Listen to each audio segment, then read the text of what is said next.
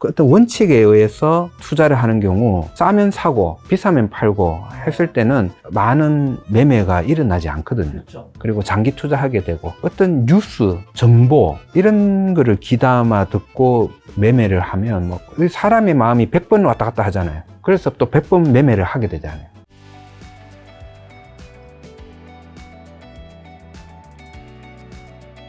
그러면 이제 교수님 같은 경우는 이제 조방원이나 K-뷰티 같은 이런 거에 휩쓸리지 않으셨다고 말씀해 주셨는데, 많은 분들이 시장의 포모 현상에 휩쓸리잖아요. 거기 휩쓸리지 않고 자신만의 투자 원칙을 굳건히 지키는 마음 관리법이라 해야 될까요? 뭐 어떻게 해야 될까요? 자기가 바보라고 생각을 해야 되고요. 네.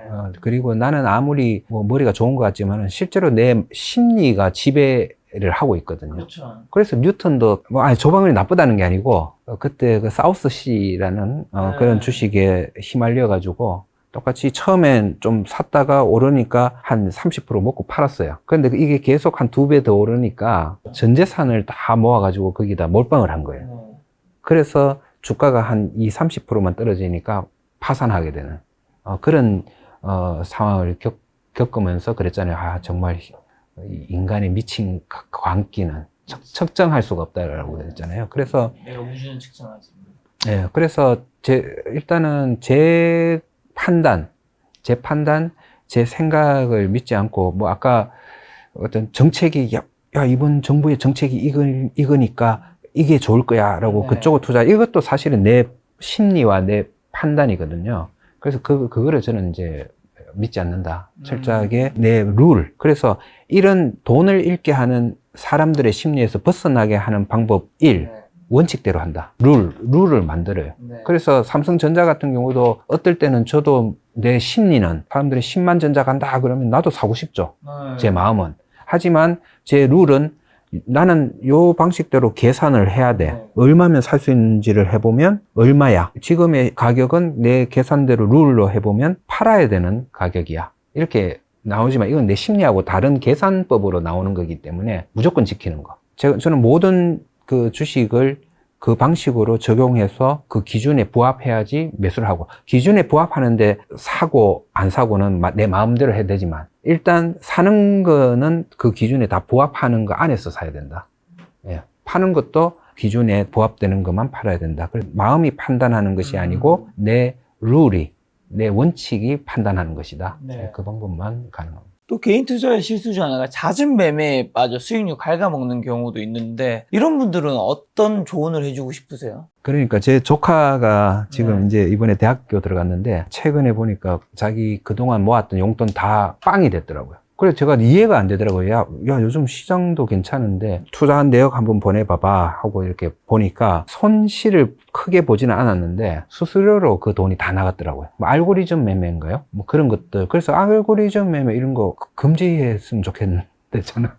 그러니까 어떤 원칙에 의해서 투자를 하는 경우 싸면 사고 비싸면 팔고 했을 때는 그렇게 많은 매매가 일어나지 않거든요. 그렇죠. 그리고 장기 투자하게 되고 어떤 뉴스, 정보 이런 거를 귀담아 듣고 매매를 하면 뭐 사람의 마음이 100번 왔다 갔다 하잖아요. 그래서 또 100번 매매를 하게 되잖아요. 말씀드린 것처럼 사람의 마음에 따라 움직이면 매매가 너무 잦아지고 전부 수수료로 돈이 나간다. 내 마음은 무조건 100점 100패다. 그렇게 생각을 하셔야 돼요. 그런데 똑똑한 사람일수록 머리가 자기가 좋다고 믿는 분들일수록 이 실수를 더 해요. 자기 마음이 아니고 자기 머리로 매매를 한다라는 자꾸 착각에 빠지는데 실제로 그 아무리 좋은 머리도 마음의 지배를 받고 있다라는 거를 아셔야 된다. 교수님이 금융계에 몇 년도부터 입사를 해서 일을 시작하셨죠? 저는 94년도에 삼성생명 주식 분석 애널리스트로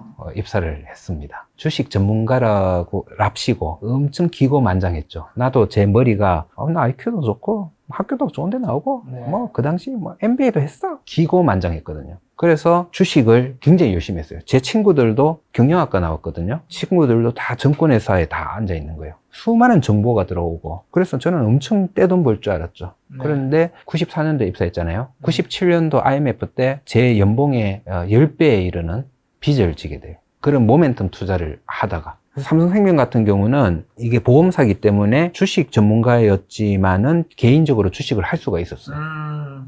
10배의 빚을 지게 됐고, 그 빚을 갚으려니 이게 막막한 거예요. 그래서 그 당시에 삼성생명이 대구에 있는 조그만 자산운용사를 인수를 하거든요. 동양투자신탁운용인가? 그런 회사를 인수를 하면서 저 회사 갈 사람 손들어 했는데 제가 손들었어요. 왜냐면 웬만하면 안 가잖아요, 자회사로. 근데 손든 게 거기 가면 연봉 1,000만 원 더 준다 해가지고 손들고 그렇게 업종을 바꾸게 됐는데, 가니까 또 저보고 너 주식 했으니까 주식 펀드 매니저 하라 하더라고요. 네. 그래서 제가 아닙니다. 제가 어떤 낯짝으로 하겠어요. 그 마음을 얘기는 못하지만 저는 채권하게 해주세요 라고 했었죠. 98년도에 채권은 우리나라 시가평가가 되지 않아서 이게 채권 뭐 요즘처럼 멋있는 채권 투자 전문가가 아니고 네. 그냥 뭐 막일하는 결제 자금 수도 이런 일을 하는 네. 그런 노동자였어요. 좋은 직업이 아니었는데 저는 도저히 주식에 자신이 없어서 그걸 하게 됐는데, 채권을 이해하고 금리를 이해하고 갑자기 주식 투자뿐만 아니고 모든 투자에 대한 눈이 좀 트이더라고요. 아, 워렌 버핏이 채권형 주식이 이런 게 채권형 주식이라고 했는데, 자기는 워렌 버핏은 항상 나는 채권형 주식에만 투자한다 했잖아요. 네.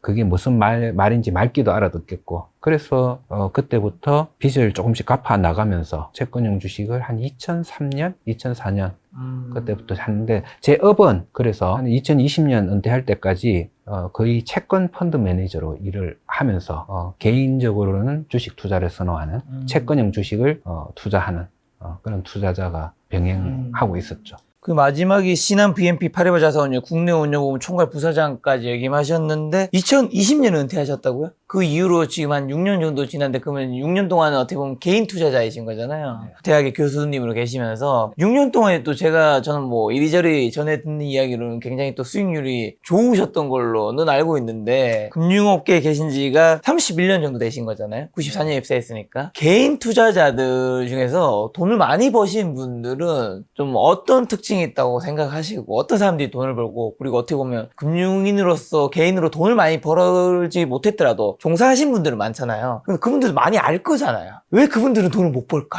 싸면 사고, 비싸면 팔고, 적자 나오면 안 사고, 적자 나오기 시작하면 매도를 고민하고, 뭐 이런 되게 심플한 것들이 많은데. 특히 우리나라 분들이 그래요. 네. 자신감 넘치는 네. 남성분들한테 그런 일이 많이 나는데, 찰리 먼거가 이런 얘기를 했거든요. 당신 IQ가 150이면 한 40 정도는 갖다 팔아라, 그거. 우리나라 분들이 투자에서 사실은 뭐 잘하는 분도 계시지만은 전반적으로 그런 실패를 많이 겪는 이유는 IQ가 너무 높았어요. IQ가 너무 높으시면 자기 자신을 너무 믿거든요. 그리고 자기의 판단이 좋은 머리에서 나온 거라고 믿게 되고요. 그렇기 때문에 자기가 바보라고 생각해야 된다. 그게 기본이다. 합리적인 룰을 만들어 놓고 그렇게 하는 것이 방법인데, 워렌 버핏도 그렇게 하고 있다라고 말씀을 드리는데, 많은 분들이 그때 이런 뉴스가 나오면 이렇게 하는, 자신의 판단력을 믿는 그런 매매를 많이 하기 때문이다. 그래서 돈을 많이 잃는다. 그거는 금융업을 종사를 오래 하신 분들도 마찬가지고요. 잃는 건 알겠고요. 네. 버는 거는요? 버는 분들은 뭐 그걸 잘 지키면 그냥 버는 건가요? 이제 버는 분들의 아주 소수는 자기 재능이 있는 분이 있어요. 아, 이렇게 갈 거야 라고 했는데 그대로 하면 정말 뭐 그대로 설명하기 쉽지 네, 않은. 그런 것들이 있어요. 저는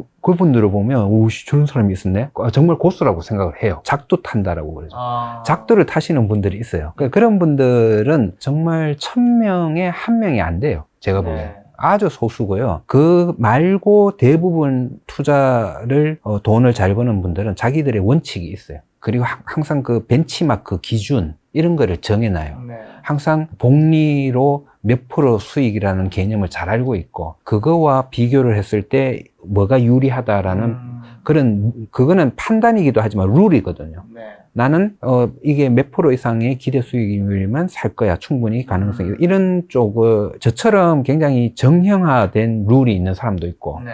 아니면 자기는 잘 모르는데 이렇게 보면 그 룰이 체화돼 있어요. 룰을 가지고 그거대로 하는 사람이 있는데, 그런 분들이 돈을 잘 버시죠.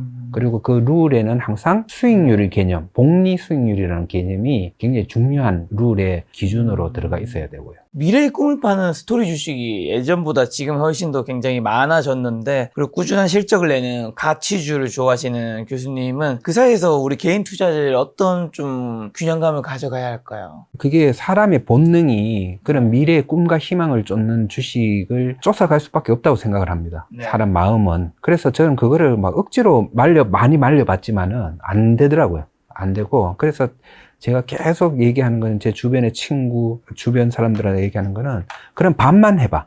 반은 그렇게 하고 아니면 3분의 1이라도 내가 하는 방식으로 이런 식으로 해봐. 하는데 참 어떻게 보면 이 방식이 어쩌면 예를 들어서 금융주 같은 경우도 올해 많이 올랐잖아요. 근데 저는 2년, 3년 전에 부동산 PF 때문에 폭락했을 때 그때부터 얘기를 했거든요. 그러니까 어떻게 보면 한 3년을 견디면서 계속 모아야 되는 이런 과정인데 이거는 예전에 이제 우리 조상이 곰이잖아요. 곰이 쑥과 마늘을 먹으면서 일주일을 버티는 그거와 같은 거기 때문에. 근데 그걸 우리나라 국민성이 진짜 우리 어머니가 곰이 맞나? 호랑이 아닌가라는 생각이 들 정도로 너무 이렇게 빠르고 변화무쌍한 걸 좋아하는 그런 성향이 있는데, 그 때문에 이걸 한꺼번에 죽이지는 말고 이쪽을 한번 해보시라. 비교를 해보시고 이쪽이 좋으면 이쪽의 비중을 조금씩 더 늘려보시라.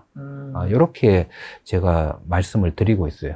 그래서 혹시 그러면 지금은요? 몇 년 전에 PF 사태 때 은행주 사놓고 기다려보라는 것처럼 지금은 무언가 때문에 떨어지고 있거나 주가가 안 좋은데 지금 요거 하나 정도 사놓고 기다려봐라 할 섹터나 뭐 그런 건 어디가 하나 정도 있을까요? 어떤 섹터라기보다 그런 아까 말씀드린 저평가되어 있고 대주주가 많고 그 배당도 가능성이 높은데 저는 그러면 이렇게 말씀드릴게요. 배당 수익률이 5% 이상 되는, 그리고 가급 평균이 지금 가격에 비해서 5% 이상 되는 주식을 그냥 추려. 그것만 가지고 포트폴리오를 만들어놔. 요거랑 다른 거랑 비교를 한번 해보시라. 어떻게 보면 이게 쉽게 이렇게 말씀을 드려야 되잖아요. 판단하기 쉽게. 그래서 그렇게라도 해보시라. 저는 물론 배당 중에서 4점 몇 %짜리도 골라 넣고 7점 몇 %짜리도 골라 넣고 이렇게 알겠지만은 그런 것들이 복잡하다면 그냥 5% 넘는 그것도 이제 한 번 잠깐 5% 이상 준 게 아니고 꾸준히 이렇게 과거를 보고 꾸준히 5% 이상을 줬고 앞으로도 그렇게 나올 가능성이 높겠죠. 그런 것만 모아놓고 그거의 성과를 한번 보시라. 그걸 배당 나오면 재투자를 해라.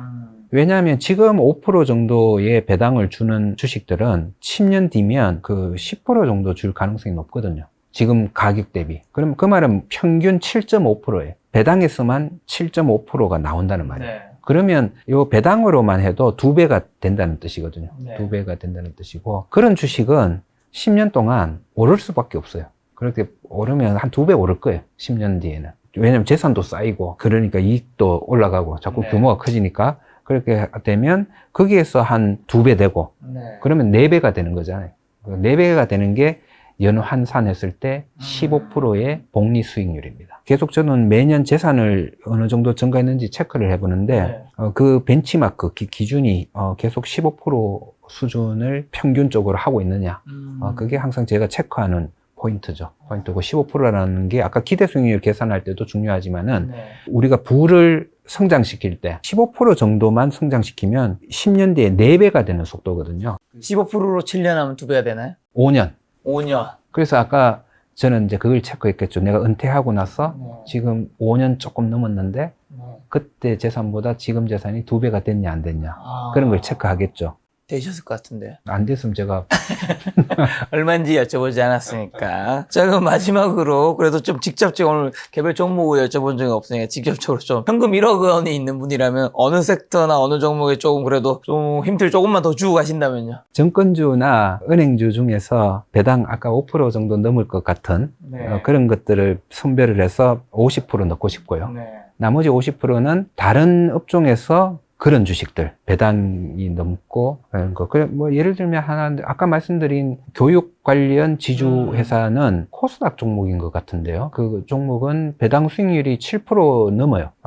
제가 예상하기에 요거는 한 10년 뒤에는 지금 가격에 비해서 한 12, 3% 배당은 나온다. 그래서 평균 한 10% 정도 배당이 10년 동안 나올 것 같다. 이런 판단을 하고 있고. 그건 이제 교육주 중에서는 그런 거. 또 제가 지금 유심히 보고 있는 거는 가스 도시가스인가 그게?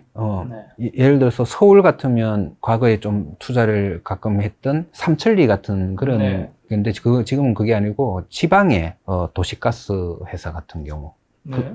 그거는 왜 그걸 해? 그러면 그냥 과거 실적을 봐. 과거의 순이익이 얼만큼 꾸준하고 얼만큼 어떤 속도로 증가하고 있는지 네. 그거를 보고 지금 거래되는 가격이 그런 거에 비해서 네. 싸게 느껴지는지. 그거는 배당은 좀 낮아요. 배당은 한 4%대인데 배당 성향이 15%인가? 뭐 20%, 아주 적게 주기 때문에 그런 건데 요거는 또 상법 개정이 되면 분리과세 쪽이 조금 강화되면 배당 소득이 아주 많이 큰 폭으로 늘 수 있겠다라는 그런 생각으로 매수하고 있는 거. 각 업종에서 그런 종목들이 한두 개씩 뭐 자동차 업종에서도 그런 게 있을 수 있고 뭐 그 중에 그 포트폴리오에 아까 대형주 중에서 난 너무 중소형주만 하니까 좀 위험한 것 같은데 생각하면 아까 현대자동차 같은 경우는 대형주 중에서 괜찮은 것 같으니까 네. 일부 포함을 시켜도 괜찮을 것 같고요. 그런 식으로 현대자동차도 배당 수익률이 높죠.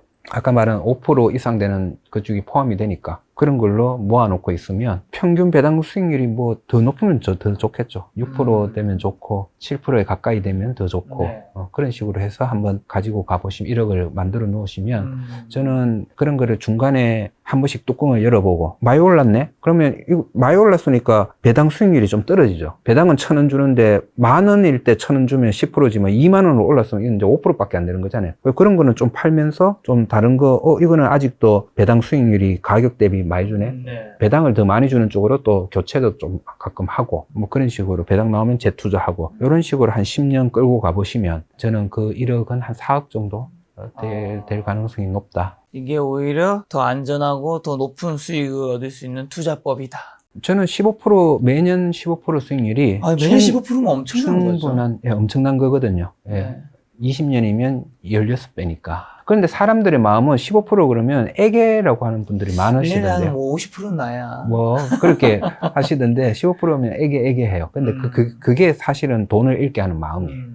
가시기 전에 그럼 요 가벼운 거 요거 하나 좀 여쭤보면 이제 가치 투자를 지향하시고 오렌 버핏과 찰리 먼거가 언급이 되는 것만큼 그분들 투자를 좋아하시는 스타일이라고 볼 수 있을 텐데 이제 어쨌든 금융업계에도 굉장히 이제 1년 동안 이제 개인 투자자랑 이전에 계셨던 펀드 매니저 25년 합쳐서 몇 년 동안 계셨잖아요. 오랫동안. 비트코인이 과거보다 점차 어쨌든 시장에서 양지로 나오고 있는 건 사실이죠. 예전에 근데 고인이 된 찰리 먼거도 그렇고 워렌 버핏도 그렇고 비트코인은 똥이다. 이런 얘기 굉장히 했는 게 벌써 몇 년 전이거든요. 근데 그때 이후로도 어쨌든 ETF도 만들어지고 미국에서 시장에도 유입되면서 이제 점차 양지로 나오면서 인정을 받는 모습이 있지만 어쨌든 같이 투자하시는 분들 입장에서는 똥이다. 플러스로 가치를 측정할 수 없다라는 것이 있는데 저는 궁금한 거는 교수님도 같이 그 비트코인이라는 화폐를 투자하지는 않을 것 같지만 생각은 바뀔 수도 있잖아요. 그래서 저는 교수님 같이 투자하시는 분이 여전히 생각이 대부분 그대로일 것 같긴 하지만 어떻게 생각하시는지 지금 2025년에는 그냥 궁금해서요. 저는 찰리 먼거와 워렌 버핏의 바입니다. 저는 찰리 먼거를 아주 좋아하고, 그래서 굉장히 저하고 오랫동안 그분들을 지켜보고 연구하고 생각을 하니까 그 사람들의 생각과 제 생각이 동화되더라고요. 그래서 투자자의 입장에서는 약간 어떤 건가 하면 그거는 하지 않아도 되는 것이다. 수천 개 중에서도 몇백 개만 투자 대상으로 삼는데 주식에서도 이거 없이도 나는 충분히 좋은 수익률을 낼 수 있다. 투자자의 입장에서는 그렇게 생각을 하고요. 경제학자잖아요. 그렇죠. 송시대학교 경제학과 교수님으로 또 계시죠, 지금. 경제학자의 입장에서는 또 다른 생각이 다른가요? 태어나지 않았어야 되는 자산이다. 라고 생각을 합니다. 뭐 기술 혁신 뭐 이런 쪽을 주장하는 분들이 계시는데 저는 그 시장이 결국은 생산이나 소비로 가야 되는 돈들을 매매를 통해서 GDP를 올려야 되는 돈들을 그쪽에서 뺏어가가지고 거기서 막 돌리고 있기 때문에 이렇게 생산이나 소비를 늘리기 위해서 돈을 풀어야 되잖아요. 한국은행이 최근에 돈 풀었잖아요. 그래가지고 돈을 풀었어. 그러면 글로 가야 되는데 자꾸 일로 가니까 이 효과가 없는 거예요. 이런 것들은 이제 제 경제학자로서는 아이고 저런 게 좀 저쪽에서 이렇게 돌고 있는 돈들이 주식 시장이나 뭐 이런 쪽으로 가면 훨씬 좋을 텐데 그런 생각할 수밖에 없는 거죠. 이제 투자해서 안 좋게 보시는데 하지만 나중에 사라지는 하시는 건가요? 분들은 화이팅! 꼭 이건 또 보면 전 세계가 판을 깔아놓은, 그래서 여기서 돈을 따와야 돼요. 이 시장에서. 그래도 나라의 돈들이 맞습니다. 많아지는 거니까, 국부가 높아지는 거니까, 네. 기왕 하시면 잘 하셔가지고 돈을 꼭 네. 따셨으면 좋겠다. 따왔으면 좋겠다. 네. 그렇게 생각합니다. 알겠습니다. 또 교수님과는 또 다음 내년에 이제 주식 투자 관련해서 가치 투자 좋은 콘텐츠 한번 마련해 보도록 하겠습니다. 오늘 만난 mentor님은 최순식 교수님이었습니다. 지금까지 소중한 시간 함께 해주셔서 정말 감사합니다. 오늘도 김 작가였습니다. 고생 많으셨습니다. 네, 고맙습니다.